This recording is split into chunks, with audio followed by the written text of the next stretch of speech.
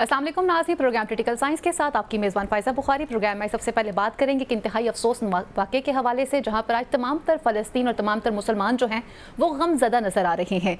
हम बात कर रहे हैं जी इस हमास के हवाले से, जहाँ पर इसराइल ने एक अटैक किया और हमास के जो लीडर हैं इस्माइल हनिया साहब, उन्हें तकरीबन रात के 2 बजे के करीब जो है उन्हें हिट किया जाता है और उसमें वो शहीद हो जाते हैं। तेहरान में कल में वो मौजूद थे और इससे पहले ईरान में जो एक सेरेमनी थी जहाँ पर वो गए थे और वहाँ पर नए होने वाले जो सदर हैं उनकी तकरीब हलफ बर्दारी में उन्होंने शिरकत भी की थी। और ईरान में इस वक्त काफ़ी ज़्यादा गम व गुस्से का भी आलम है और वो इस बात पे सरप्राइज़ नज़र आ रहे हैं कि ये कैसे मुमकिन हो गया कि यहाँ तक इसराइल ने अटैक कर दिया और इस तरह से हमास के लीडर को निशाना बनाया गया। जो सुप्रीम लीडर हैं आयतुल्लाह खमनाई साहब, उनकी तरफ से ये बयान भी आया है। उन्होंने कहा कि मुमकिन ही नहीं कि यहाँ पर अमेरिका इन्वॉल्व ना हो, उनकी मदद के बगैर ये अटैक मुमकिन नहीं हो सकता था।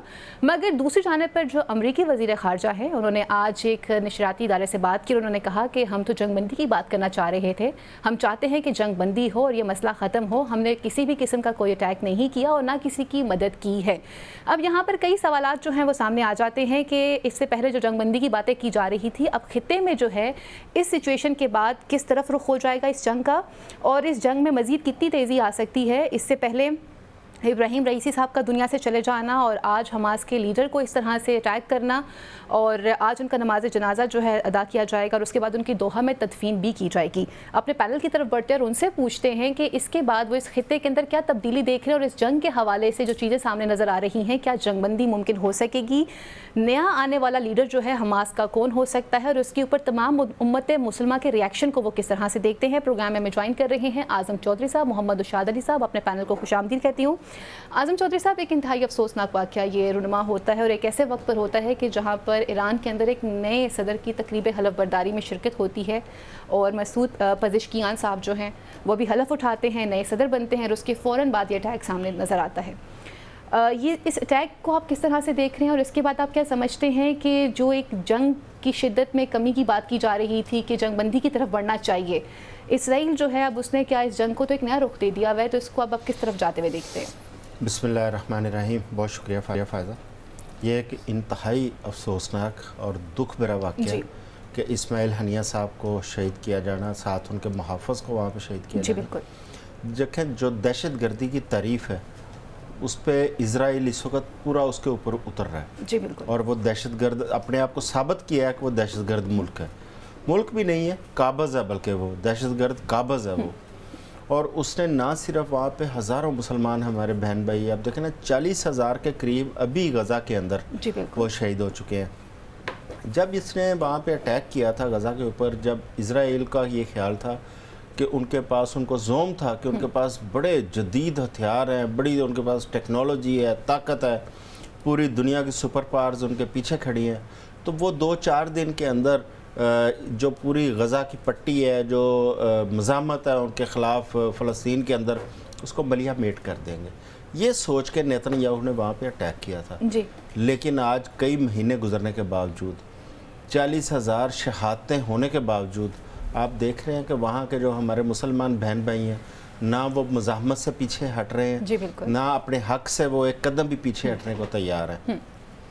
और जितना बड़ा ये जदीद दौर के अंदर जितनी बड़ी जेनोसाइड हमने वहाँ पे देखी, ये हालिया तारीख़ में उसकी आपको कई मिसाल नहीं मिलती। सही है। अब वो जो हमास तंजीम है उसके सरबराह इस्माइल हनिया साहब, देखें हनिया साहब कतर में मुकीम है और वो ईरान आते हैं, जो सदर वहाँ पे मुंतखब हुए हैं उनकी हलफ बर्दारी की तकरीब के लिए, और एक इंतहाई जो उसको कह लें कि सिक्योर जोन जो ईरान का तेहरान का एक सिक्योर जोन, उसके अंदर वो मुकीम है और वहाँ पे उनको टारगेट किया जाता है। देखिए, इसमें 2-3 चीज़ें हैं। एक तो ईरान के अंदर उनको टारगेट करना, दूसरा हमास के सरबराह को इस सूरत हाल के अंदर जब पूरी दुनिया इस वक्त जंग बंदी की बात कर रही थी और ये उम्मीद की जा रही थी कि जंग बंद होगी और कम से कम थोड़ा सा वहाँ पे जो मुसलमान हमारे बहन भाई उन्हें कुछ सुख का सांस मिलेगा। लेकिन इससे साबित हुआ कि इज़राइल और उसके पीछे खड़ी सुपर पावर्स वो जंग नहीं बंद करना चाहते, वो इस जंग को फैलाना चाह रहे हैं। ये उनके अज़ाइम इस अटैक के बाद बिल्कुल वाज़े हुए हैं और वो इस जंग को बाकी जो मुस्लिम ममालिक हैं वहाँ तक लेके जाना चाह रहे हैं। लेकिन इसके अंदर आज फिर جو ہمارے مشرق وسطیٰ کے مسلمان ممالک ہیں ان کی پھر وہی خاموشی نظر آئی ہے. آپ نے دیکھا ہے کہ یمن کے علاوہ باقی کسی نے اس کی مذمت تک نہیں کی کہ وہاں پہ ایک ایران کے اندر اٹیک کیا گیا اور ایک لیڈر کو وہاں پہ شہید کیا گیا. اب دیکھیں اسماعیل ہنیہ صاحب ان کے اگر آپ ان کی زندگی کے اوپر نظر دوڑائیں تو ان کی پوری زندگی اسی جدوجہد میں فلسطین کے حقوق کے لیے، اور انہوں نے اپنے خاندان کے 60 کے قریب افراد وہ شہید کروائے ہیں اس جدوجہد میں. ابھی یہ جون کے اندر ان کی ہمشیرہ کے گھر پہ اٹیک کیا گیا جس میں ان کے ہمشیرہ اور بچوں سمیت 10 افراد وہاں پہ شہید ہوئے ہیں. اور اس کے علاوہ حماس کی اپنی ایک تاریخ ہے قربانیوں کی، شہادتوں کی. آپ دیکھیں کہ 1996 کے اندر اسرائیل نے حماس کے جو فوجی رہنما تھے یحییٰ یاش ان کو شہید کیا. 2004 میں حماس کے روحانی رہنما تھے شیخ احمد یاسین، وہ بھی بڑے ایک جید اور بڑے نامور وہ عالم تھے اور ان کو انہوں نے شہید کیا. اس کے بعد 2004 میں حماس کے شریک بانی اور نائب تھے وہ شیخ احمد یاسین صاحب کے عبدالعزیز، ان کو شہید کیا گیا. 2024 کے اندر 2 واقعات ہوئے ہیں. ایک تو سینئر عہدیدار تھے حماس کے صالح العروری، ان کو شہید کیا گیا. دوسرا اسماعیل ہنیہ صاحب کو. اس کے علاوہ آپ ایران کے اندر آ جائیں. ایران کے ابھی حالیہ جو پریزیڈنٹ ان کے ہیلی کاپٹر حادثے میں جس کو ہم کہا جاتا ہے، اس میں اب یقین پختہ ہوتا جا رہا ہے کہ وہ بھی اسرائیل کی جانب سے کچھ سازش اور اٹیک تھا. اس سے پہلے جنرل قاسم سلیمانی ان کو عراق کے اندر شہید کیا گیا تھا. اچھا، اب ایران کے اندر اٹیک کا دیکھیں، ایران اس وقت وہ ملک ہے جو بالکل کلیئر ہو کے بغیر کسی ڈپلومیسی کو وہ اسرائیل کے سامنے کھڑا ہے. اب ایران کے اندر اٹیک کر کے تو ایک سازش کے تحت یہ وہاں پہ ایک سازش پیدا کرنے کی شروع کی گئی ہے کہ ایران جو ہے وہ حفاظت نہیں کر پایا حماس کے اپنے لیڈر کی، اس کو ڈیفینسو کرنے کی کوشش کی ہے. لیکن مجھے لگتا ہے کہ اب یہ جنگ بجائے یہ جنگ بندی کی طرف جائے، اب اس کی آگ جو ہے نا وہ خطے میں پھیلتی ہوئی نظر آ رہی ہے. نوشاد صاحب، 2017 میں خالد مشعل صاحب کی جگہ جو ہے وہ لایا گیا تھا اسماعیل ہنیہ صاحب کو، اور یہ لیڈرشپ ان کے حوالے کر دی گئی تھی. اور ایک ایسا ٹائم جہاں پر فلسطین کے مسلمان جو ہیں وہ بیچاروں مددگار نظر آ رہے تھے، سوائے حزب اللہ کے، ایران کے اور حماس کے. باقی امت مسلمہ کی طرف سے کوئی خاص اس طرح سے ریاکشن نہیں دیا گیا یا لوگوں نے اس طرح سے ہیلپ آؤٹ نہیں کیا. ایسے ٹائم پر جہاں پر وہ چاہ رہے تھے کہ جنگ بندی ہو جائے، آلریڈی مذاکرات کی طرف بات جا رہی تھی کہ جو یرغمالی ہیں وہ حوالے کر دیے جائیں گے اور سچویشن چینج ہو جائے گی، لیکن ہم یہ دیکھتے ہیں کہ یہ سچویشن چینج نہیں ہوتی ہے، اٹیک کر دیا جاتا ہے. اور پیٹرن جو ہے وہ بڑا اسی سیم نظر آتا ہے جیسے جنرل قاسم سلیمانی کو ہٹ کیا گیا تھا بغداد میں. سیم وہی پیٹرن جو ہے یہاں پہ فالو کیا جاتا ہے کہ انہیں معلوم ہے کہ اس بلڈنگ میں سٹے ہے اور سیکیور جگہ ہے، پاسداران انقلاب کے قریب یہ جگہ ان کی سب سے سیکیور جگہ تھی جہاں پہ یہ ہٹ کیا گیا. سر، یہ جو تمام سچویشن اس وقت بن چکی ہوئی ہے، کیا ہمارا خطہ جو ہے وہ اس وقت کسی جنگ کے متحمل ہے؟ کیا ہم کسی جنگ کی طرف جا سکتے ہیں؟ اور ابھی تک ذرائع جو خبریں بتا رہے ہیں کہ حزب اللہ کے بھی ایک کمانڈر کو جو ہے وہ شہید کر دیا گیا ہے. جی ایگزیکٹلی، یہ خبر بھی ہے. تو آپ اس سچویشن کو کس طرح سے دیکھ رہے ہیں؟ بسم اللہ الرحمن الرحیم. پہلے تو یہ ہے کہ یقیناً اسماعیل ہنیہ جو تھے وہ مزاحمت کی علامت سمجھے جاتے تھے پوری دنیا کے اندر. بالکل. اور ایک طرح سے مسلم امہ کے جو اہم رہنما ہیں ان میں ان کا شمار ہوتا تھا. اس کی وجہ یہ ہے وہ سابق وزیر اعظم بھی تھے فلسطین کے. جی بالکل. پھر جب سے ان کو 1992 میں اسرائیل نے ایگزائل پہ ڈال دیا تھا اور وہ قطر میں رہائش پذیر ہو گئے تھے، اس کے بعد سے وہ جو ہے نا فلسطین کی آزادی کا علم تھامے ہوئے تھے. جی بالکل.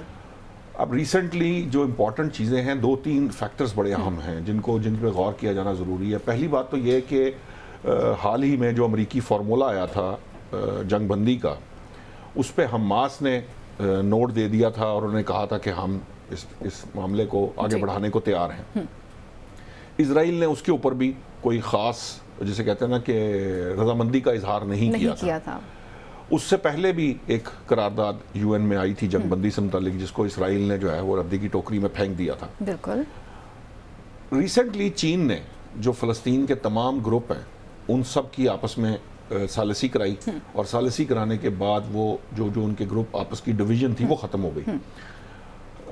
تیسری بات، اس سے قبل آپ نے دیکھا تھا کہ چین کی ثالثی میں ہی سعودی عرب اور ایران کے بھی معاملات جو ہیں وہ بہتر کرا دیے گئے تھے اور ان کی آپس میں صلح ہو گئی. دیکھیں مسئلہ فلسطین جو ہے جب سے اجاگر ہوا 7 اکتوبر کے بعد سے کہیں نہ کہیں جو فلسطین کی آواز ہے وہ مسلم امہ سے نکل کر پوری دنیا کے اندر پھیل چکی تھی جی. اور آپ دیکھ رہے ہیں کہ چاہے وہ طالب علموں کا پروٹیسٹ ہو چاہے وہ لوگ جو ہیں وہ اس کا فلسطین کا رومال استعمال کر کے جو اپنی ریزسٹنس کی علامت کے طور پہ شو کریں، چاہے وہ فلسطین کا جھنڈا پہنے. آپ نے یہ پیرس اولمپکس میں بھی دیکھا، اس سے پہلے ہم نے جو عالمی ورلڈ کپ ہو رہا تھا اس کے اندر بھی دیکھا. اس کے علاوہ بھی ہم ایونٹس دیکھ رہے ہیں جہاں پر فلسطینیوں کے ساتھ اظہار یکجہتی کر رہے ہیں اور وہ انسانیت کے نام پہ کر رہے ہیں، مذہب سے بالاتر ہو کر. تو جب ان کی پینیٹریشن اس حد تک بڑھ گئی ہے پوری دنیا کے اندر اور اسرائیل کے خلاف نفرت جو ہے وہ بڑھتی چلی جا رہی ہے، تو ایسے میں امریکہ کے اندر بھی آپ کو پتا ہے کہ بہت ریزسٹنس ہے. حال ہی میں نتن یاہو صاحب جو ہیں باوجود اس کے کہ وہاں پر اس کے خلاف مظاہرے ہو رہے تھے لیکن امریکی حکومت نے انہیں کانگریس سے خطاب کرنے کا موقع دیا. وہاں انہوں نے جو بائیڈن صاحب سے بھی ملاقات کی، یہ جو ابھی ہماری جو امریکہ کی جو نائب صدر ہیں جو الیکشن لڑ رہی ہیں کمیلا، ان کے ساتھ بھی ملاقات کی اور ٹرمپ کے ساتھ بھی انہوں نے ملاقات کی جو ریپبلکن کے امیدوار ہیں. اب اس ساری سچویشن، اس سارے سناریو کے اندر جو اس وقت جو یہ ساری باتیں میں نے آپ کو اس لیے بتائی ہیں کہ اس سناریو کے اندر جب حماس جو ہے وہ تیار ہے، اسرائیل تیار نہیں ہے، اور اسرائیل کے جو ساتھ ہیں آج بھی وزیر دفاع کا جو بیان ہے، امریکی وزیر دفاع کا بیان کہ کسی قسم کے اگریشن کی صورت میں ہم اسرائیل کے دفاع میں کھڑے ہوں گے، اور ساتھ وہ یہ کلیئر بھی کر رہے ہیں کہ ہمارا اس اٹیک سے کوئی لنک بھی نہیں ہے.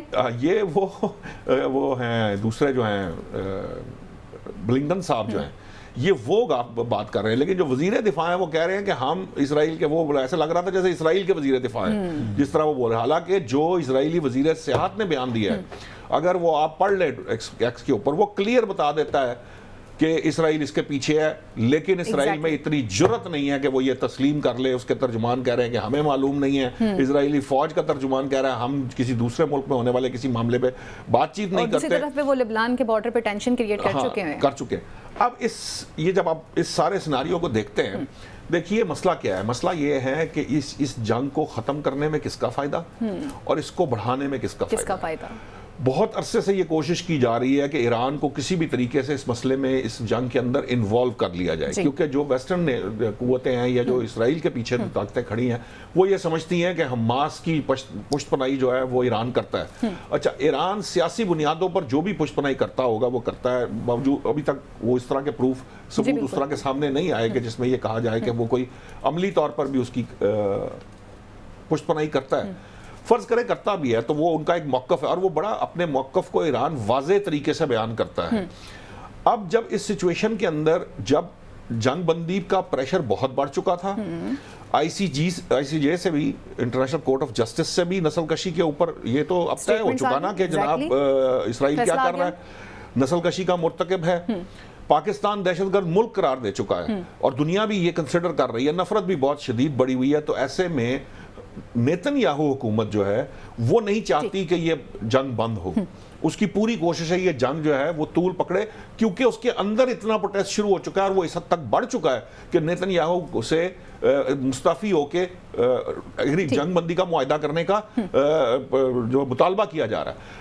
یہ جو سارا معاملہ ہے اس کے اندر یہ کرنے کا مطلب یہ ہے کہ آپ ایران کو آپ نے بیسیکلی امبیرس کرنے کی کوشش کی، آپ نے ایران کو اشتعال دلانے کی کوشش کی ہے جہاں پر نئے صدر آ رہے ہیں اوتھ لے کر، اور مقصد ان کا یہ ہے کہ ایران جلد بازی میں کوئی کام کرے اور جیسے ہی ایران کچھ ایسا کرے، باوجود اس کے کہ ایران نے گزشتہ دنوں جواب بھی دیا تھا، میزائل فائر کر کے انہوں نے بتایا تھا کہ اگر آپ گڑبڑ کریں گے تو پھر آپ کو بھگتنا پڑے گا. اور اب جب کہ سپریم لیڈر نے یہ کہہ دیا ہے کہ ہم پہ فرض ہے کہ ہم اس کا بدلہ لیں، تو معاملات جو ہیں وہ کسی طور سنبھلتے نظر نہیں آ رہا. آپ کو بتاؤں کہ یہ پچھلے گزشتہ چند گھنٹوں کے اندر جب مارکیٹ کھلی ہے تو آئل پرائسز 3% بڑھ چکی ہیں اس اس سارے فی الحال جو ہے نا یہ اب معاملہ جو ایسکلیٹ ہوتا نظر آ رہا ہے. بدقسمتی سے جو قوتیں چاہتی ہیں کہ یہ مسئلہ خراب ہو وہی اس کو سالو نہیں ہونے دینا چاہتی اور وہ اس طرف لے کے جا رہی ہیں کہ یہ جو مشرق وسطیٰ ہے اس کے اندر معاملات زیادہ بڑھیں تاکہ دوسرے ممالک بھی جو ہیں وہ اس کا حصہ بن جائیں, جو مسلم ممالک ہیں وہ اس کا حصہ بن جائیں. ٹھیک ہے اعظم صاحب, ہم نے پہلے بھی بات کی تھی کہ جیو پولیٹیکل چینجنگز جو ہیں وہ کافی زیادہ متاثر بھی کر رہی ہیں چیزوں کو, اور اب جو کرنٹ سچویشن بن چکی ہوئی ہے, ایک طرف پہ امریکہ کی طرف سے سٹیٹمنٹ آ رہی ہے کہ جی ہم تو نہیں چاہتے تھے کہ یہ ہو, نہ ہم اس میں ہیں, ہم تو جنگ بندی کی بات کریں, لیکن جب عالمی اداروں کے سامنے بات کی جاتی ہے جنگ بندی کی تو وہاں پہ امریکہ ویٹو بھی کرتا رہا ہے. اب اس سچویشن میں ایک طرف پہ سٹیٹمنٹس کا نہ ملنا, ایک کہہ رہا ہے کہ ہم سپورٹ کریں گے اور ایک کہہ رہے ہیں کہ ہم تو انوالو ہی نہیں ہیں, اور جس طرح سے ابھی نوشاد صاحب نے کہا کہ یہ ایران کے لیے بھی ایک ٹینشن کریٹ کرنے والی بات ہے کہ ایک ایسے موقع پر جہاں پر ایک اتنا بڑی ایک سرمنی ہو رہی ہے اور وہاں پر یہ بتا دینا کہ یہ سیکیور نہیں اور ان کی سیکیورٹی کو چیلنج کرنا, تو اٹس مینز دیٹ کہ ایران اس کا ریئیکشن لازمی کرے گا. سر اس کی زد میں دیگر ممالک بھی تو آئیں گے جو اس کے بارڈر کے قریب ہیں, اور یہ جنگ اللہ نہ کرے اگر مزید پھیل جاتی ہے تو اس خطے کو کتنا متاثر کرتی ہے؟ دیکھیں ان کے کہنے سے فرق نہیں پڑتا, یہ تو کلیئر ہے کہ ریاستیں, طاقتور ریاستیں ساری اسرائیل کے پیچھے کھڑی ہیں, اور وہ وہاں کی جو عوام ہے وہ اس عوام نے ان ریاستوں کو ایک قدم پیچھے ہٹنے پہ مجبور کیا تھا. اور کیونکہ دونوں ریاستوں کے اندر جو بڑی دو ریاستیں, ایک امریکہ اور ایک برطانیہ, وہاں پہ انتخابات بھی تھے. آپ نے دیکھا ان انتخابات کے اوپر یہ اسرائیل کی بربریت کا کتنا گہرا اثر پڑا ہے. بالکل پڑا. ٹھیک ہے, برطانیہ کے انتخابات تو ہو چکے ہیں اور اس میں جو رزلٹس آئے ہیں وہ آئی اوپنر ہیں ان کے لیے. امریکہ کے بھی آپ دیکھیے گا اسی قسم کے رزلٹس آپ کو ملیں گے. اب وہاں کی جو قومیں, وہاں کی جو عوام کھڑی ہوئی ہے, اس سے وہ جو حکومتیں تھیں وہاں کی وہ امبیرس ہوئی ہیں, کیونکہ وہ اسرائیل کا ساتھ دے رہی ہیں جبکہ عوام جو ہے وہ فلسطینی عوام کا ساتھ دے رہے تھے, اور مذہب سے بالاتر ہو کے وہ لوگ کھڑے ہوئے ہیں. میرا خیال ہے کہ اس معاملے کے اندر یہ انہوں نے یہ بھی کوشش کی ہے کہ چلے عوام جو ہے انہیں مجبور کرنے کی کوشش ہے. اسرائیل جو ہے وہ اگر اٹیک کرتا ہے بظاہر وہ کہی جائے کہ جی ہم پیچھے نہیں ہیں, لیکن پریکٹیکلی وہ اس کے ساتھ ہے اپنی امبیرسمنٹ, گولہ بارود دے رہے ہیں, ان کے لیے اربوں ڈالر کی امداد دے رہے ہیں. آلریڈی پہلے سے کتنا اسلحہ جا چکا, سو مچ سو. یہ تو غیر ملک وہ ہے نا امریکہ اور برطانیہ. اب میں آپ کو یو اے ای کی ایگزامپل دیتا ہوں, مشرق وسطیٰ کی ایگزامپل دیتا ہوں. یو اے ای نے پاکستانیوں کے ویزے کے حوالے سے ایک پالیسی نئی مرتب کی ہے جو ہماری وزارت خارجہ کے ساتھ انہوں نے مذاکرات کیے. اس کے اندر ایک انہوں نے پوائنٹ اٹھایا ہے, انہوں نے کہا جی آپ کے پاکستانی یہاں پہ جو ویلاگز کرتے ہیں یا جو جرنلسٹ یہاں پہ کام کرتے ہیں وہ لوگوں سے غزہ کے حوالے سے سوال کرتے ہیں. اوکے جی, اس لیے ویزا بند کر دیے گئے تھے. یہ پاکستانی جو ہماری وزارت خارجہ ہے اس کے ساتھ یو اے ای حکام نے جو ڈائلاگ کیے ہیں اس کے اندر یہ پوائنٹ ریز کیا گیا. اس کا مطلب ہے کہ یو اے ای ہو, سعودی عرب ہو, ہمارے باقی جو مشرق وسطیٰ کے ممالک ہیں وہ اس پہ بات نہیں کرنا چاہتے. وہ یہ بھی نہیں چاہتے کہ اس کے اوپر لوگ اپنی رائے دیں. یہ ہمارے رویے ہیں مسلمانوں کے. پھر ہم کس سے شکایت کریں جب اپنے برادر اسلامی ممالک وہ ایک مجرمانہ خاموشی کے ساتھ, اور وہ جو بات کرنے کی کوشش کرتا ہے اس کو بھی دبانے کے لیے وہ وہاں پہ جو اوورسیز جا رہے ہیں ان کے ویزے بند کر رہے ہیں یا ان کو وہاں پہ جاب جو ہے وہ نہیں دی جا رہی. اسی لیے انہوں نے اپنا جو رخ ہے سارا لیبر کے لیے وہ افریقہ کی جانب موڑا ہے, کیونکہ پاکستانی وہاں پہ غزہ کے حوالے سے بات کرتے تھے اور غزہ کے حوالے سے سوال اٹھتا تھا, وہ انہیں پسند نہیں تھا. یہ رویے ہیں ہمارے مسلمان ممالک کے اور ان کے حکمرانوں کے. اب ہم کیا غیر مسلم سے شکوا کریں جب اپنے ایسا کر رہے ہیں. ان سے تو شکوا ہی نہیں کیا سکتا آدم صاحب, بلکہ اپنے خود کہہ دیا کہ انہوں نے کس طرح سے آئی اوپنرز ووٹ دیے, سب کچھ کیا, ہائی لائٹ کیا. آج جنوبی افریقہ گیا ہوا ہے, ایگزیکٹلی جو نان مسلم لوگ ہیں وہ اس چیز کو ہائی لائٹ کر رہے ہیں. آج دیکھیں کوئی ان میں سے کوئی مسلم ممالک کسی کی سٹیٹمنٹ نہیں آئی, کسی نے مذمت نہیں کی اسرائیل کی. اس کا مطلب ہے کہ وہ ان کے ساتھ کھڑے, تو پھر ان سے تو امید چھوڑ دینی چاہیے. اب صرف کون لوگ ہیں؟ ایران کھڑا ہے ساتھ, یمن کھڑا ہے ساتھ, پاکستان کھڑا ہے ساتھ, اور پاکستان بھی پارشلی ہے. پاکستان بھی اس طرح نہیں ہے جس طرح میں کھڑا ہونا چاہیے. آج دیکھیں پنڈی کے اندر جو جماعت اسلامی کا دھرنا تھا وہاں پہ نماز جنازہ ادا کی گئی غائبانہ. اس نماز جنازہ کے اندر بات کرتے ہوئے حافظ صاحب نے پاکستان گورنمنٹ سے مطالبہ کیا کہ آپ اس کے اوپر اپنا رول پلے کریں, جو کردار بنتا ہے وہ کردار ادا کریں. ہم کیوں نہیں اپنا کردار اس طرح ادا کر رہے؟ ہم نے تو جب سے ہوش سنبھالا ہے ہمارے تو خون کے اندر یہ چیز بس چکی ہے کہ کشمیر اور فلسطین کی آزادی تک یہ جنگ ہی رہنی ہے. یہ اتنی دیر تک نہ ہم اسرائیل کو تسلیم کر سکتے ہیں نہ انڈیا کو اپنا دوست مان سکتے ہیں. بالکل یہ چیزیں ایسی ہیں جو آئی اوپنرز ہیں. آپ بالکل ٹھیک کہہ رہے ہیں نشاط صاحب. جیسے بھی آپ نے ہائی لائٹ کیا اور خود اعظم صاحب بھی ہائی لائٹ کر رہے ہیں, متعدد پروگرامز میں ہم اس چیز کو ہائی لائٹ کر چکے ہیں کہ ایران نے اسٹینڈ لیا, چاہے وہ مورلی ان کو سپورٹ کر رہا ہے جس طرح بھی سپورٹ کر رہا ہے, لیکن ایران یا حزب اللہ وہ ہیں, یمن وہ ہیں جو بات کر رہے ہیں اس ایشو کے اوپر.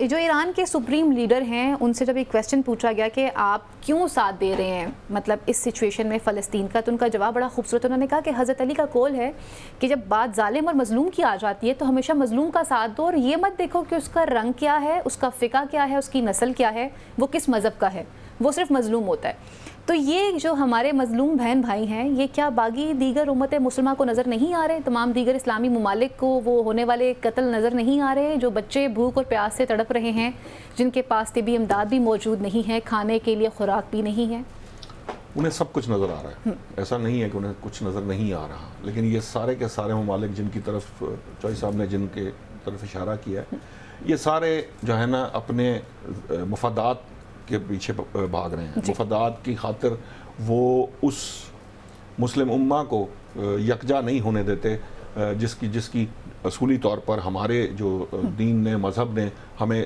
کہا ہے, کرنے کو کہا ہے, یا ہمیں کہا گیا ہے کہ آپ مسلم امہ کی شکل میں رہیں.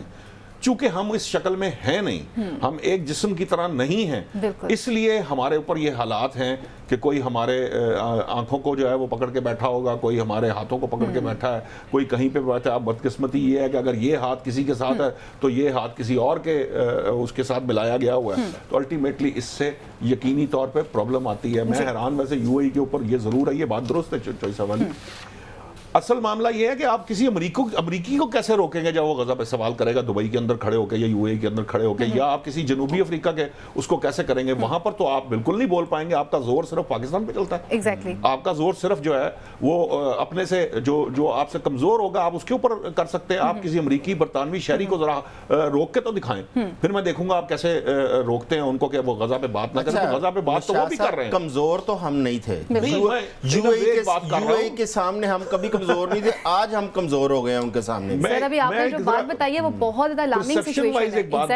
ایک بات کر رہا ہوں کہ ان کو یہ لگتا ہو یا وہ ویسے تو ابھی عالم اسلام کا اس وقت جو طاقتور ترین ایکچولی ملک ہے اس کو دیکھا جائے ان مینی ٹرمز, وہ پاکستانی ہے. نہ اس سے بڑی فوج کسی کے پاس ہے, نہ کوئی ایٹمی طاقت ہے. وہ ایک ڈفرینٹ پرسپیکٹو. میں ویسے کہہ رہا ہوں کہ ایک پرسیپشن ہوتی ہے نا کہ بھئی چلو آپ یوں سمجھ لیجئے کہ یہ بھائی ہے, یہ برادرانہ تعلقات ہیں, ہم محبت میں ہیں, اور وہ جو ہے وہ اپنی وہ اس کے اندر ہے کہ جناب ہم یہ نہیں کرنے دیں گے یا وہ نہیں کرنے دیں گے. بھائی آپ نے یہودیوں سے کچھ لینا ہے دینا ہے, آپ نے وہاں پہ ان کو آنے جانے کی اجازت دی, آپ نے وہاں ان کے ساتھ کاروبار کر رہے ہیں, وہاں ان کی سرمایہ کاری ہے, بہت اچھی بات. آپ کریں جو آپ کرنا چاہتے ہیں, جو کر رہے ہیں آپ اس کا خمیازہ بھی بھگت لیں گے. یہ بات آج میری لکھ کر رکھ لیں, کیونکہ جب آگ لگے گی, جب کہہ دیا کہ یہود و نصارہ دوست نہیں ہو سکتے تو نہیں ہو سکتے. یہ ہمارا ایمان ہے. آپ کر کے دیکھ لیں جتنی دوستی آپ نے کرنی ہے, آپ کو پتہ لگ جائے گا, آپ اس کا خمیازہ بھی بھگت لیں گے. اور دنیا کی تاریخ بھری پڑی ہے, ہماری اسلامی تاریخ بھی بڑی پڑی ہے کہ ہمارے ساتھ یہود نے کیا کیا اور نصارہ نے کیا کیا. یہ کوئی اس طرح کی بات نہیں, ایسی کئی چیزیں ہمارے سامنے مثالیں بھری پڑی.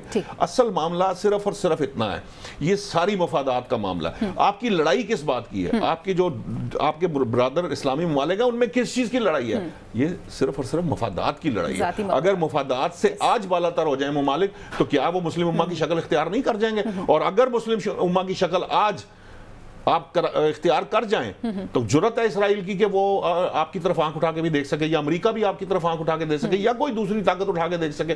پرابلم صرف یہ ہے کہ اس نفاق کی وجہ سے تو آپ بٹے ہوئے ہیں, آپ علیحدہ علیحدہ ہیں. چونکہ آپ علیحدہ علیحدہ ہیں اس لیے آپ کو کوئی ادھر سے پکڑ کے مارتا ہے, کوئی ادھر سے پکڑ کے مارتا ہے. چاہے انڈیا آپ کو دبا کے بیٹھا ہوا ہے, اسرائیل جو ہے وہ فلسطین کو دبا کے بیٹھا ہوا ہے. لیکن اگر آپ ایک جسم کی صورت میں ہو جائیں تو ادھر سے نہ بھارت آپ کے مقابلے پہ کچھ ہے, نہ کوئی معنی رکھتا ہے, نہ اسرائیل اور امریکہ معنی رکھتا ہے. کیونکہ آپ بھی ایک طاقت ہیں، پھر آپ ایک مسلمان طاقت کے طور پہ کھڑے ہوئے، لیکن یہ بدقسمتی سے ہو نہیں سکتا. اور جس نے اس کے بارے میں بات کی، چاہے وہ شاہ فیصل تھے، چاہے ذوالفقار علی بھٹو تھے، چاہے لیبیا کے معمر قذافی تھے، جن لوگوں نے اس مسلم بلاک کی بات کی ہے وہ اس دنیا میں نہیں رہے. اور یہ ایک سب سے بڑا جو ہے نا سیڈ پوائنٹ ہے کہ ہم آج تک اس چیز کو سمجھ نہیں سکے. سر اگر ہم اسے کنکلوڈ کرتے ہیں تو پاکستان کی پوزیشن کیا ہونی چاہیے ہمارے جو سفارتی تعلقات ہیں، یا جس طرح آپ یہ کہہ رہے ہیں کہ آج جماعت اسلامی نے بھی جو ہے وہ اس وقت کی حکومت سے جو ہے مطالبہ کیا ہے کہ وہ اس ایشو کو ہائی لائٹ کریں، اس کے اوپر اپنے ریئیکشنز دیں.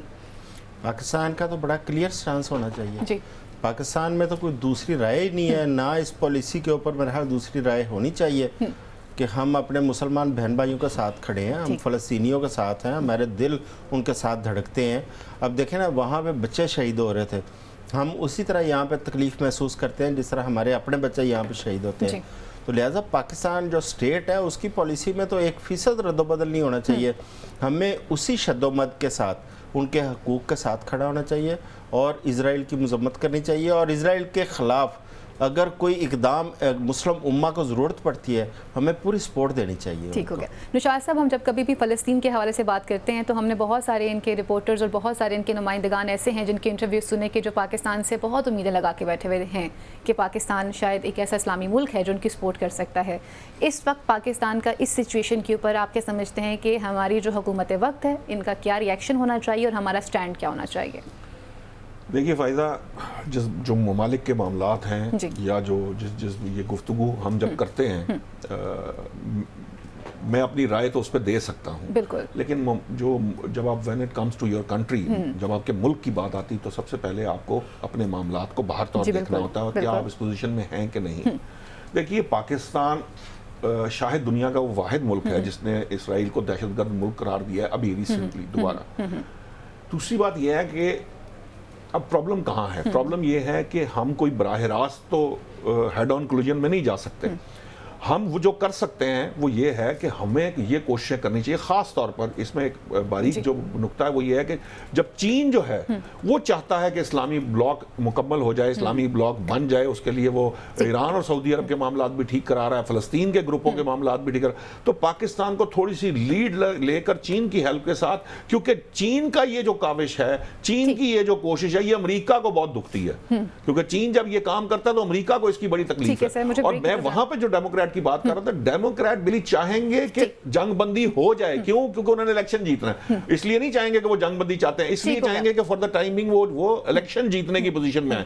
لیکن جو ان کے مخالفین ہیں وہ کبھی نہیں چاہیں گے کہ جنگ بندی ہو. ایگزیکٹلی. اور جنگ بندی کی جو بات کی جا رہی ہے اس وقت ایک نئے رخ کی طرف بڑھ چکے ہوئے ہیں، اور حماس کے آئندہ آنے والے دنوں میں لیڈر کون ہوں گے یہ فیصلہ بھی نہیں کیا گیا. یہاں لیتے ہیں بریک، اور بریک کے بعد مزید ایشوز کو پروگرام کا حصہ بناتے ہیں.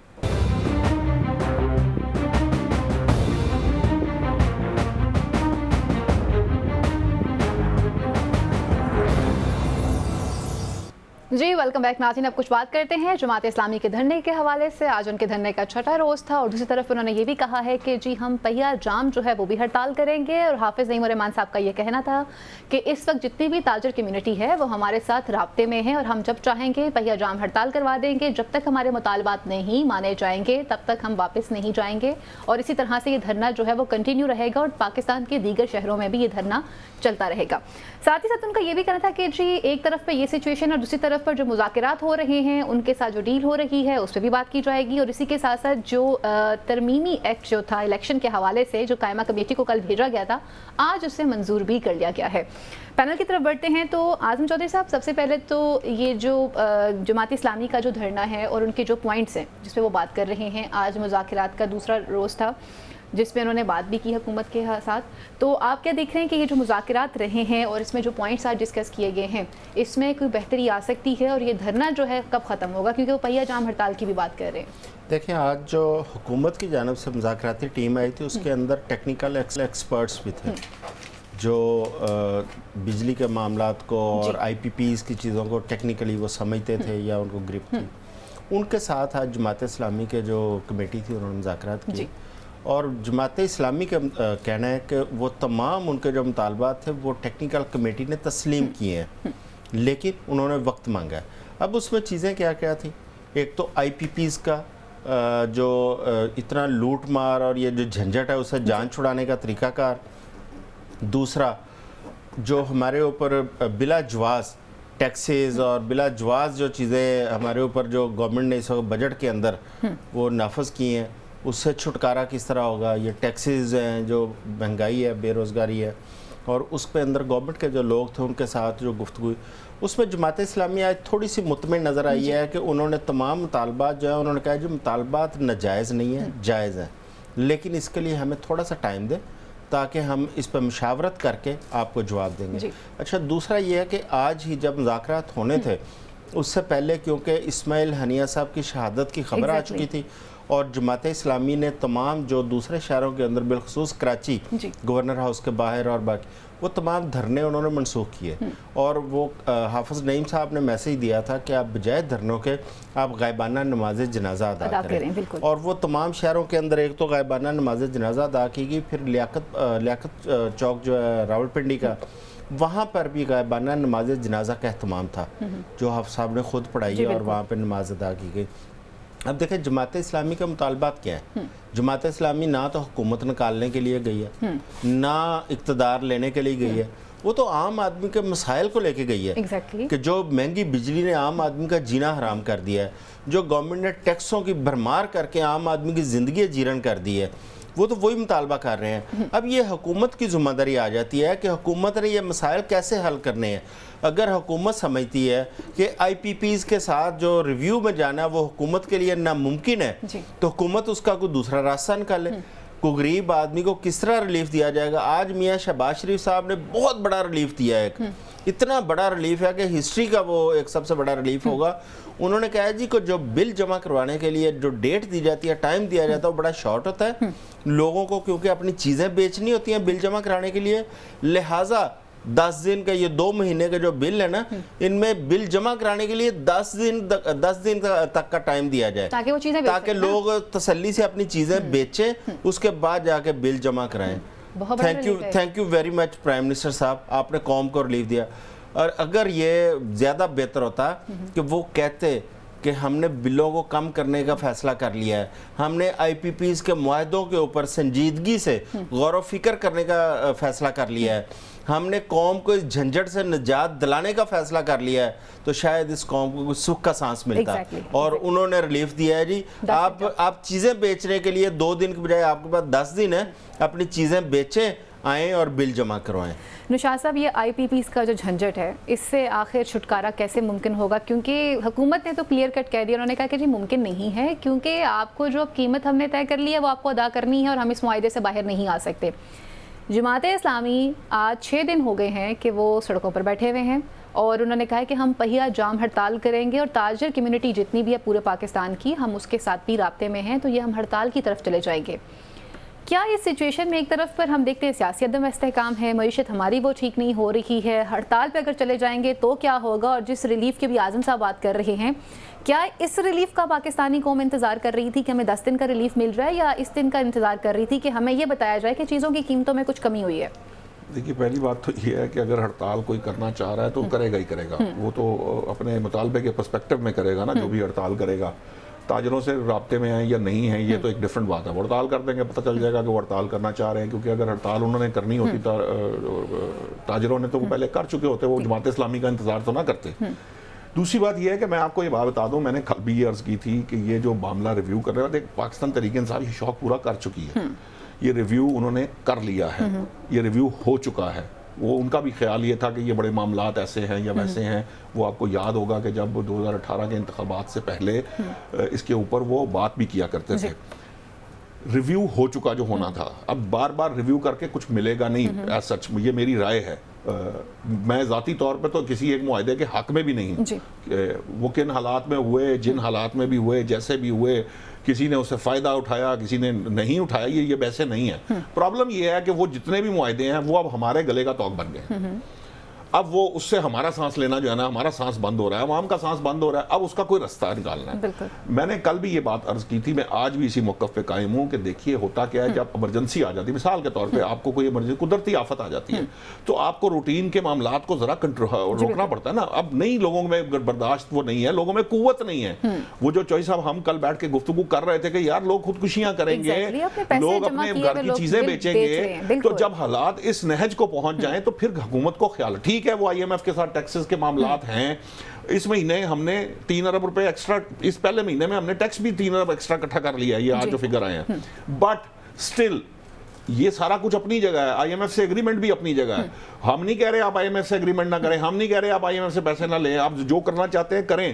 معیشت درست سمت میں ہے, معیشت کے اشاریہ مثبت ہیں, یہ ساری باتیں درست ہیں, معیشت کو کوئی پرابلم نہیں ہے.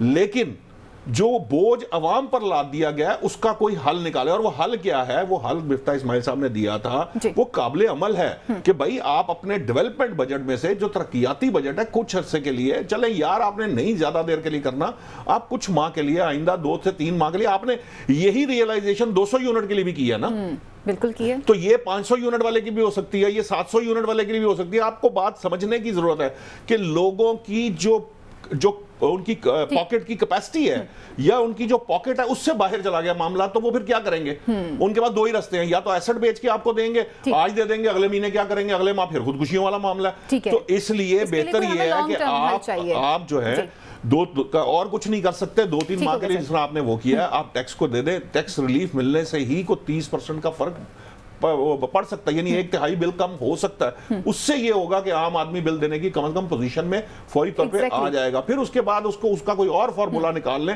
پیسے تو آپ نے ہم سے لے ہی لینے ہیں, آپ نے کون سا ہمیں چھوڑ دینے ہیں پیسے, کسی نہ کسی طریقے سے آپ نے نکال ہی لینے ہیں جیب سے. آپ اس طرح کیجئے, ایک فردر پلس ایڈ کر لیجئے گا جب وقت آئے گا. میں اگلے ٹاپک کی طرف بڑھنا چاہوں گی. ایک طرف تو جو ہے وہ قائمہ کمیٹی نے منظور کر لیا ہے ترمیمی بل جو الیکشن کے حوالے سے تھا. دوسری طرف پر آج جو FPR کے چیئرمین ہیں انہوں نے بھی استعفیٰ دے دیا ہے, اور جو ذرائع خبر بتا رہے ہیں ان کے مطابق کہ پرائم منسٹر نے 13 جولائی کو ایک اجلاس بلایا تھا اور انہوں نے کہا کہ انہوں نے بہت ساری چیزوں کو مجھ سے خفیہ رکھا ہے, نہیں بتایا. تو یہ استعفیٰ آپ اسے کس طرح سے دیکھ رہے ہیں, اور دوسری طرف پہ جو بل منظور کیا ہے قائمہ کمیٹی نے, اس حوالے سے کیا کہنا آپ کا؟ پہلے تو میں FPR کے اوپر بات کروں گا. FPR کے اندر یہ تو پرائم منسٹر صاحب نے خود کہا تھا نا کہ ہزاروں ارب کی چوری FPR کے اندر ہو رہی ہے. FPR اس کی وجہ ایکسائز ٹیکس خصوصاً. اب دیکھیں 1000 ارب ایک تخمینہ ہے, ایک رف سا کہ منیمم 1000 ارب روپے کی کرپشن ہے FPR کے اندر. گزشتہ دنوں لاہور FPR آفس میں ایک واقعہ پیش آیا. یہاں پہ سیلز ٹیکس کی مد میں جو پیسے تھے ان میں 17 ارب روپے کی کرپشن یہاں پہ تھی. وہ 17 ارب روپیہ آپس میں بندر بانٹ کرنا تھا افسروں نے. یہاں پہ اس آفس کے اندر بندوقیں نکلی ہیں, ڈنڈے چلے ہیں, ایک دوسرے گریبان پھاڑے گئے ہیں, اور وہ انکوائری تک معاملہ گیا ہے اس کرپشن کے پیسوں کو تقسیم کرنے کے لیے. یہ ہے FBR کی اندرونی. اب دیکھیں وہ سرکاری ملازم ہے, اور وہ کرپشن کتنا والیوم ہے جو تقسیم کرنا ہے ایک سال کا, 17 ارب ایک آفس کا. اتنے اس بڑے لیول کی کرپشن FBR کے اندر ہو رہی ہے.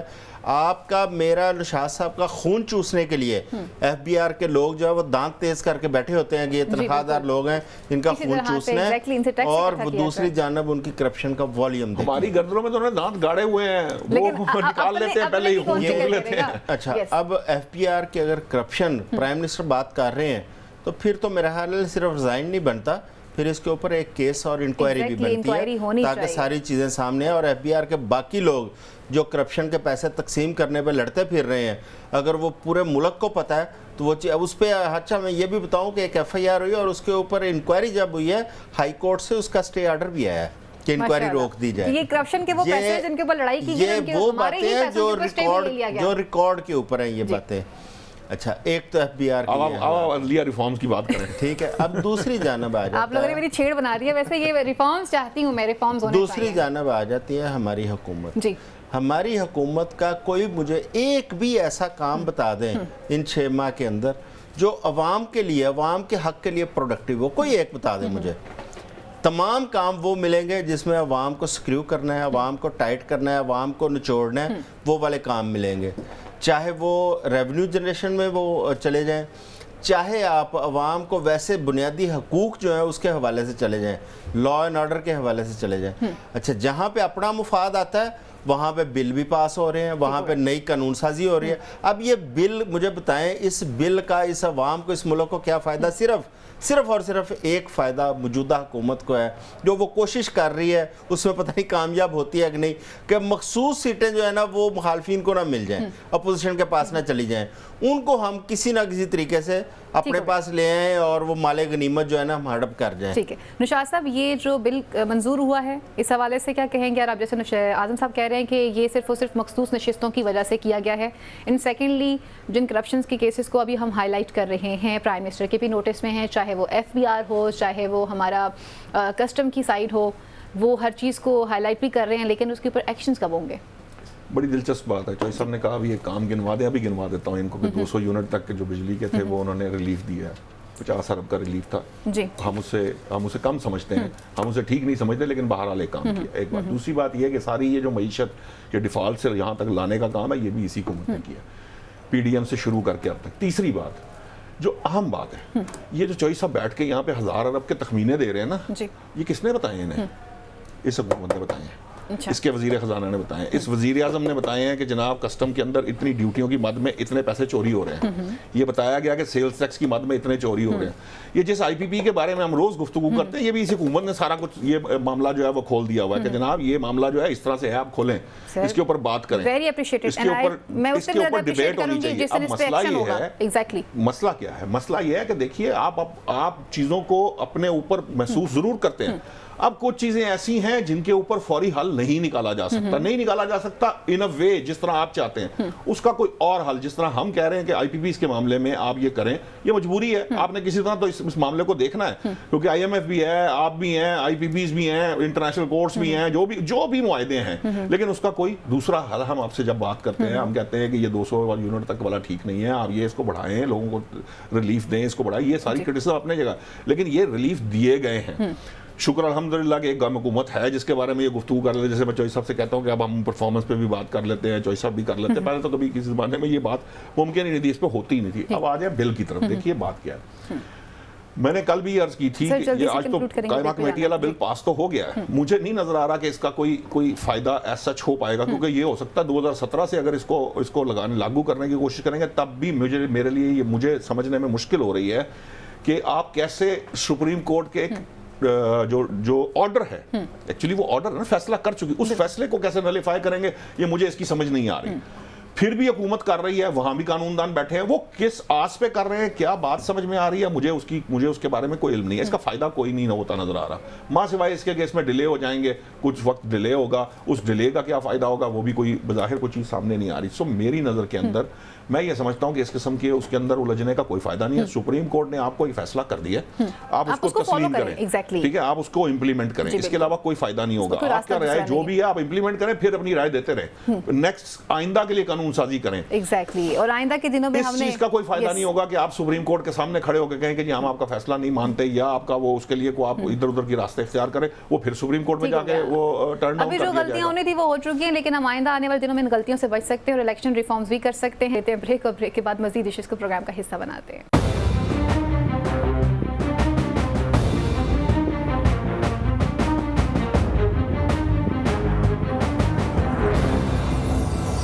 جی ویلکم بیک ناظرین. اب کچھ بات کرتے ہیں. ملک بھر میں جو انٹرنیٹ کی سروس تھی وہ کافی زیادہ سلو بھی رہی, کئی جگہوں پہ معطل بھی رہی.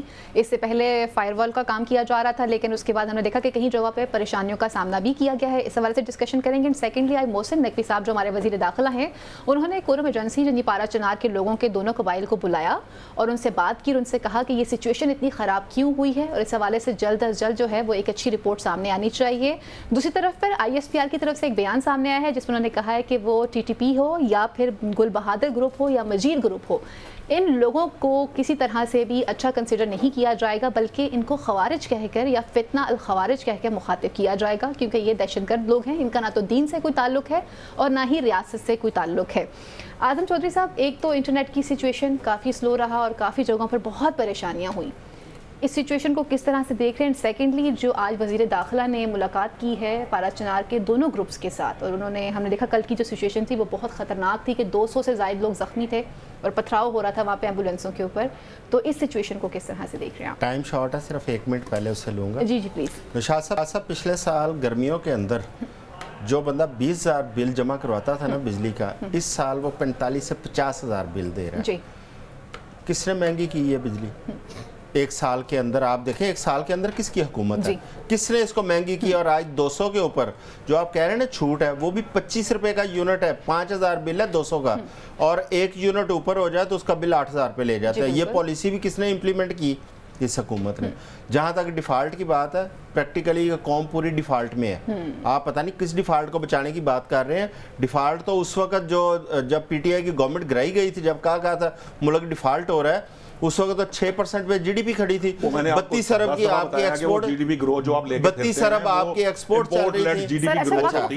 چلیں یہ تو یہ پتہ نہیں کون سے ڈیفالٹ کی بات حکومت نے نکالا ہے، جو آپ کے 36 فائنینشیل انسٹیٹیوشنز ہیں وہ بتا رہے ہیں، آج تک آپ کو آئی ایم ایف بتا رہا ہے کہ جناب آپ کو ڈیفالٹ سے نکلنے کے لیے یہ چیزیں چاہیے۔ آج بھی اگر وہ پوری قوم کو ڈیفالٹ کر دیا ہے آپ کی حکومت نے، چین سے پیسے لے کے ایکسچیکر میں کیوں رکھے؟ ٹاپک پہ آتے ہیں، آتے ہیں، پہلے بتائیں چین سے پیسے کیوں لیے، سعودی عرب سے پیسے کیوں لیے، دوسرے ممالک سے کیوں لیے تھے؟ اگر آپ اتنی بہت بڑی معیشت آپ کر کے چھوڑے، ہم جو بات کی ہے جو مان لینا چاہیے، جو بات ٹھیک ہے اس کو ماننا چاہیے، غلط ہے ماننا چاہیے، جو حکومت غلط کرتی ہے آپ اس کو بھی کہتے ہیں جو ٹھیک ہے۔ اس پہ پروگرام رکھ لیں گے، یہ جو ڈیفالٹ سے بچایا نا آپ کی پیاری حکومت نے، اس پر ڈسکس کر لیں گے۔ لیکن سر 6 روپے 17 پیسے پیٹرول سستا ہو گیا، یہ بھی خوشخبری ہے۔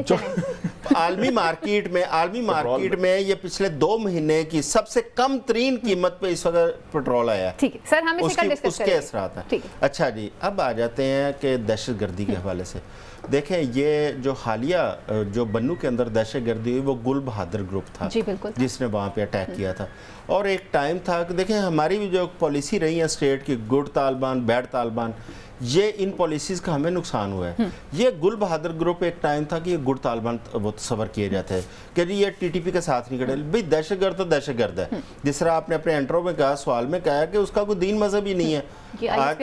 آج سارے کہہ رہے ہیں کہ دہشت گردی کا کوئی مذہب نہیں ہے، دہشت گرد کا مذہب صرف اور صرف یہ ہے کہ دہشت گردی پھیلانا اور اس کے عوض پیسے کمانا، یہ بزنس کرتے ہیں، اور یہ حکومت کا اچھا اقدام ہے کہ جو اس قسم کی تنظیمیں ان کو قلعدم کرتے جا رہے ہیں۔ دوسری بات یہ ہے کہ اس وقت پارا چنار کے اندر جو اس وقت ہو رہا تھا، آپ دیکھیں ایک خشک پہاڑ، اس کے لیے 2 قبائل اتنی حد تک دشمنی بڑھی، خود سیکٹیرین کا وہ رنگ دیا گیا، اور وہاں پہ اتنے لوگ وہاں پہ جان سے مارے گئے ہیں دونوں جانب سے۔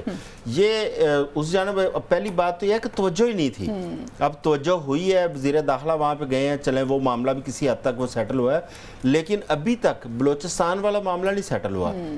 آج بھی گوادر کے اندر وہاں پہ بلوچستان حکومت نے مذاکرات کیے ہیں، لیکن وہ ابھی تک اس کے اندر کوئی پیش رفت نہیں ہے۔ اب آ جاتے ہیں انٹرنیٹ کی طرف، آپ دیکھیں کہ انٹرنیٹ جو ہے نا پچھلے 2-3 دن سے پورا انٹرنیٹ کا ایسا سلو، آج تو بالکل سلو ہے، تمام کاروباری زندگی اور خصوصاً آپ کا بینکنگ سسٹم اس وقت مفلوج ہوا پڑا ہے، اور آج انہوں نے تسلیم کیا ہے کہ جو فائر وال لگائی گئی ہے، یہ فائر وال کی جو ٹیسٹ وہ انہوں نے کیا اس کا، یہ اس کے اثرات ہیں۔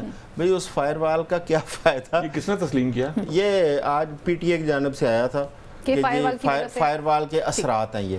اب دیکھیں اگر فائر وال کے یہ اثرات ہیں تو آپ کو پہلے اندازہ ہونا چاہیے تھا کہ اس کے یہ منفی اثرات آئیں گے۔ آپ نے 30 ارب روپے کے اگر فائر وال کا وہ سارا ارینجمنٹ کیا، آپ تھوڑے سے پیسے اور لگا گئے، انٹرنیٹ کا بھی بندوبست کر لیتے کہ ہمارا انٹرنیٹ تو متاثر نہ ہوتا۔ آج نوشاد صاحب، ایک تو انٹرنیٹ کی جو سہولت رہی ہے اس پہ بھی بات کیجیے گا، سیکنڈلی یہ جو اس وقت ایک فرقہ وارانہ جو سچویشن نظر آئی، اور وہاں پر جس طرح سے لوگ چلے گئے اس دنیا سے، اور بہت سے لوگ زخمی بھی ہوئے، اور کل کی جو اطلاعات تھی اس کے مطابق وہاں پر جو جا رہی تھی ایمبولینسیں، وہاں پر زخمیوں کو واپس نہیں مطلب آپ لا سکتے تھے ہیڈ کوارٹر کی طرف، کسی ہاسپٹل کی طرف۔ یہ تمام تر سچویشن اس دہشت گردی سے کیسے نپٹا جائے گا، اور اس طرح کے جو فتنے ہیں، اور خود آئی ایس پی آر کی یہ سٹیٹمنٹ ہے کہ انہوں نے کہا کہ یہ جو طالبان ہیں، چاہے وہ گڈ ہیں یا بیڈ ہیں، جو بھی ہیں، یہ الفتنہ الخوارج ہیں، انہیں خارجی کہہ کے مخاطب کیا جائے، تو ہم ان تمام تر سچویشن سے کیسے نمٹ سکتے ہیں؟ دیکھیے پہلی بات تو یہ ہے کہ میں پھر مس انفارمیشن ڈس انفارمیشن کی طرف جاؤں گا۔ پی ٹی اے کی جو ریلیز میرے سامنے آئی، ہو سکتا چوائس صاحب کو کسی نے بتایا ہو یا ان کے سامنے آیا، مجھے نہیں معلوم، انہوں نے ٹیکنیکل خرابی کہا، انہوں نے فائر وال سے متعلق کوئی گفتگو نہیں کی۔ میری جو اطلاعات ہیں یا میں نے جو پریس ریلیز دیکھی ہے، جو پی ٹی اے نے کہا، پتہ نہیں چوائس صاحب نے کہاں سے پڑھا یا کیا کیا، مجھے اس کا علم نہیں ہے۔ دوسری بات، اب آ جائیں آپ اس کے، شکر ہے کہ ہمارے یہاں کو مسئلہ ہوتا ہے تو کوئی چلا بھی جاتا ہے, اس مسئلے کو سارٹ آؤٹ بھی کراتا ہے وزیر داخلہ. چلے ایک وقت تھا کبھی کوئی اس طرح کا مسئلہ ہو جاتا تھا تو لوگ کوئی جاتا ہی نہیں تھا حکومت میں سے, کوئی نہ جنازے اٹھانے کا معاملہ جو ہے وہ پڑا رہتا تھا. کئی بلوچستان میں جیسے جو ہوتا تھا معاملہ وہ چلتا رہتا تھا. وہ میں کھل کے بولوں گا تو پھر بڑی مشکل ہو جائے گی, آپ ہم پروگرام جب ٹائم کام ہے تو پھر بحث کی طرف چلی جائے گی. دوسری بات یہ ہے کہ یہ گڈ طالبان بیڈ طالبان کی ٹرم بھی جو ہے ماشاءاللہ وہ چوئی صاحب کی جو پسندیدہ جماعت ہے یہ اس کے رہنما نے شروع کی تھی. اس سے پہلے یہ گڈ طالبان بیڈ طالبان نہیں ہوا کرتے تھے, نہ اس طرح کا کانسیپٹ تھا. تیسری بات یہ ریاست جو تھی یہ ریاست نے یہ فیصلہ 2014 میں کر لیا تھا. یہ خارجی جو تھے یہ اس وقت سے طے تھے. یہ اس کے بعد ایک حکومت آئی جس نے پالیسی تبدیل کی, نہ اس سے پہلے پالیسی تبدیل ہوئی نہ اس کے بعد تبدیل ہوئی. یہ صرف ایک بیچ میں ایک ٹائم تھا جب طالبان کو وہاں سے گڈ طالبان کہہ کے یہاں لایا گیا تھا, بسایا گیا تھا, اور وہ ہمارے اب اس وقت مسائل ہمیں اس کے فیس کرنے پڑ رہے ہیں. یہ دہشت گردی کے ٹینیور آپ نکال کر دیکھ سکتے ہیں, کب دہشت گردی جو ہے وہ پیک پہ گئی, کب جو ہے وہ حکومت آئی, کب اس کے اندر تبدیلی آئی, کب کم ہوئی اور کب دوبارہ شروع ہوئی. یہ سارے کو اگر ٹائم لائن کو آپ دیکھیں تو آپ کو پتہ چل جائے گا کہ معاملہ کیا. اصل معاملہ یہ ہے کہ یہ بات ہم بارہا یہ چیز طے کر چکے ہیں, یہ بات طے ہے 2014 کے بعد سے, یہ ثانیہ اے پی ایس کے بعد سے طے تھی کہ دہشت گرد جو ہے اس کا کوئی مذہب نہیں ہے, اور دہشت گردی کو آئینی ہاتھوں سے ہی نپٹا جا سکتا ہے. ان کے ساتھ نہ مذاکرات, کیونکہ جب انہوں نے مذاکرات کیے تب یہ ٹائم گین کرتے ہیں, اور ٹائم گین کر کے ری گروپ ہوتے ہیں, ری گروپ ہونے کے بعد دوبارہ حملہ آور ہوتے ہیں. اس لیے ان کے ساتھ کوئی کسی قسم کا معاملہ نہیں ہو سکتا. بلوچستان کے اندر بھی جو معاملہ چل رہا ہے کہ وہاں پر بھی مذاکرات ہو رہے ہیں, جماعت اسلامی کے ساتھ بھی مذاکرات ہو رہے ہیں, پارا چنار میں بھی مذاکرات ہوئے ہیں. یہ جمہوری حکومت ہوتی ہے جو مذاکرات کرتی ہے. کچھ ایسی بھی حکومتیں ہم نے دیکھی جو مذاکرات سے بھاگ جاتے تھے, جو بات ہی نہیں کرتے تھے, جو چھپ جاتے تھے. مجھے کلوزنگ کی طرف بڑھنا, اور دہشت گردی کسی بھی صورت میں ہو اس کا ساتھ کبھی بھی نہیں دیا جا سکتا, اور اس معاملے کے اندر حکومت کے عوام پاک فوج کے ساتھ کھڑی نظر آئے گی. اگلے پروگرام تک کے لیے اپنی میزبان فائزہ بخاری کو میرے معزز پینل کو اجازت دیجیے. اللہ نگہبان. پاکستان زندہ باد.